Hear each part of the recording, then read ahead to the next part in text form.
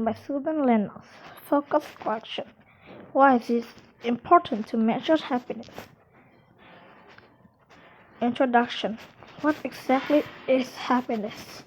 Is it a moment of joy or laughter? Or is it something more? The citizens of Bhutan think of happiness as a contentment or satisfaction.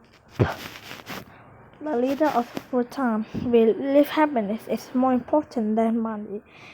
That's why this tiny mountain kingdom surveys its citizens every few years to see just how happy they are. The Bhutanese government uses this information to improve their country, nicknamed the Kingdom of Happiness. Growth and happiness. Bhutan's first happiness survey was taken in 2007. However, the ideas of tracking the nation's happiness came but long before that. In 1972, Jigme surgeon Wangchuk became the king of Bhutan. He was just 16 years old. He, teenage king, just wanted to help his country prosper while remaining true to his values. He felt that the other way of nations thought about prosperity was wrong for Bhutan. Most other nations use a measurement called gross domestic product to track and guide growth. GDP measures its value to the goods and services produced in the country. Buying and selling were not the driving force behind this culture. However, the country has many farms and villages, but few factories and cities. Bhutan is so mainly a Buddhist nation, but still believe that achieving happiness is an important step in leading a fulfilling life. For them, being happy is not about money. To achieve happiness, they believe a person must examine and improve from many aspects of life: spiritual, physical, social, and environmental. King Wangchuk was convinced that the country as a whole should focus on these things too. It didn't make sense to focus on only money. The king felt that increasing the Bhutanese people's happiness, not just his wealth, was the way to grow and thrive. 4 pillars of happiness. The Bhutanese government raised an idea of gross national happiness as a guide for running the country. The popular young king and his minister discussed about how they promote happiness when making important decisions. They could consider 4 key areas or pillars tied to the Buddhist idea of happiness. First pillar was about how people were governed. This was important because policies and laws determine how citizens live their lives. The second pillar examines how people work and play together, which can affect their mental state and happiness. The third pillar is about preserving the Bhutanese culture. This was crucial for Bhutanese identity. The final pillar was about people's relationship to the environment. Bhutanese leader believes this fourth pillar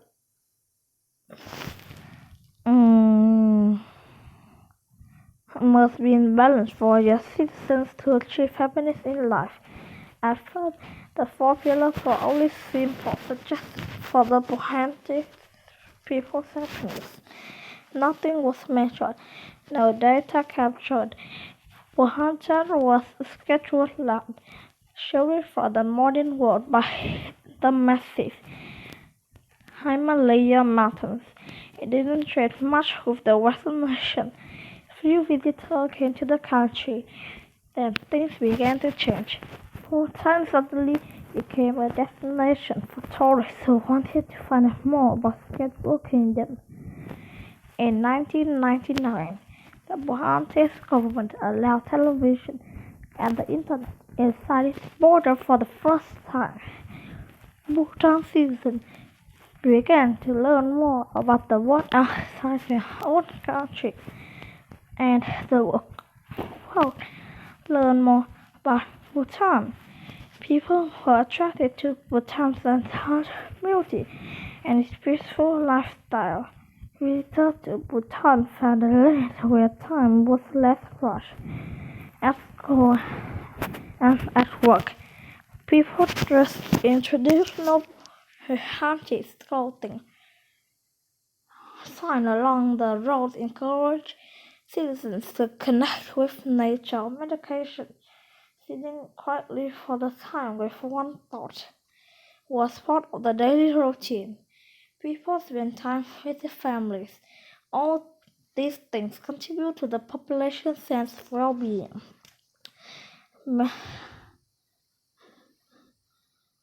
Measuring happiness. The dawn of the mid-century brought changes to Bhutan. Technology found its way through the mountain and had protected Bhutan from outside influences. One scheduled kingdom found itself with one foot in the past and the other in the modern world. Now Bhutanese children watch television and play video games after meditation. Citizens and traditional dress use cell phones. Country leaders were concerned that the old traditions and values would be lost. If that happened, the original sense of what brought the Bhutanese people happy might also be lost. Bhutan needs a systematic way to prevent this loss by measuring happiness regularly. The Bhutanese government could track changes to find its way address this concern. Deciding how to measure a country's happiness was a big challenge. The Bhutanese Ministry of Planning set to work. First, they created 9 areas of domain that were based on the 4 pillars of happiness. The domain were then broken down to dozens of categories, then considered together. The domain and categories gave a happiness picture called Gross National Happiness Index. The index is a scale that could be used to measure happiness in the kingdom. The next step was to use these categories to create many questions about people's personal satisfaction. People would ask questions such as, how much do you enjoy life? The questions were put into a survey for citizens. Each answer has number value. The values of answer were added up to get score for each person. Surveys traveled to remote mountain villages, valley farms, and main cities. The team explained to the citizens what the survey was about and the result would be used to improve Bhutan. In 2007, the government tested the survey in some districts. In 2010, the survey was ready to be given across the whole country. That year, no more than 7,000 citizens out of over 700,000 provided information. The results were analyzed using the GNH index. The higher the number, the greater the happiness level. The survey found that overall, certain groups the least happy. These include women, farmers, and people who are uneducated or early. Improvements in healthcare and living standards followed. Then another study was done in 2015. Those were compared with the 2010 survey result. The government learned that for Bhutan's overall levels, happiness dropped by 1.8%. More than 43% of the population was considered deeply happy. There were other categories, though, where happiness declined: mental well-being, community strength, and cultural variety. People did less volunteer work than before. Fewer people thought that traditionals were important. The Burmese government plans to use the information from the survey to increase happiness. They may, for example, schedule a festival that asks for communities to join in Asian traditions. The goal is to have 100% deeply happy population someday. A world of happy people. Other nations around the world have taken notice of Britain's G&H index. Some would have used good information on their own citizens' happiness. In 2007, Thailand created a national happiness index similar to Britain's. South Korea and Great Britain also developed their own scales based on Britain's G&H index. 2009, a major United States survey company takes happiness survey of people in the United States. Other countries saw real value in trying to promote continued happiness among their citizens. In 2011, the United Nations, an organized of countries around the world, conducted its first study of world happiness. The United Nations published its first World Happiness Report in 2012. The report Wait a minute. The report ranked countries based on factors similar to use in Bhutan's G&H index. The same year, it officially declared March 20th the International Day of Happiness.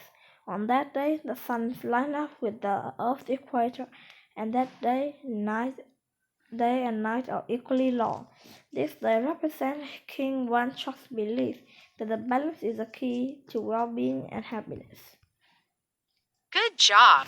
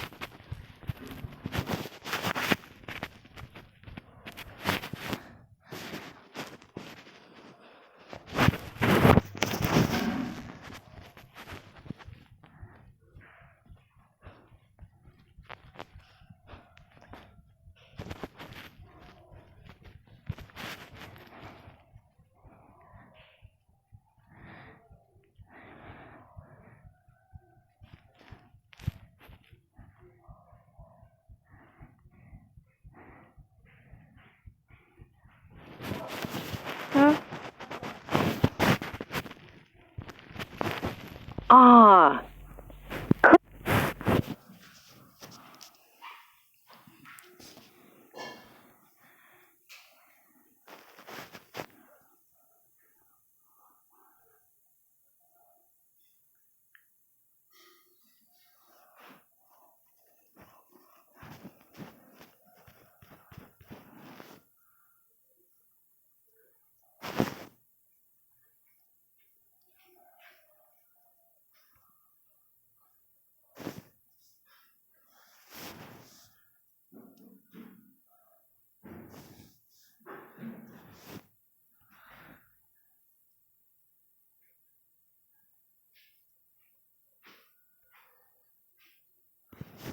Awesome.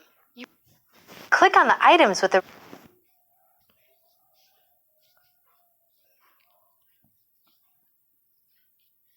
Awesome. Click on the item. Wow!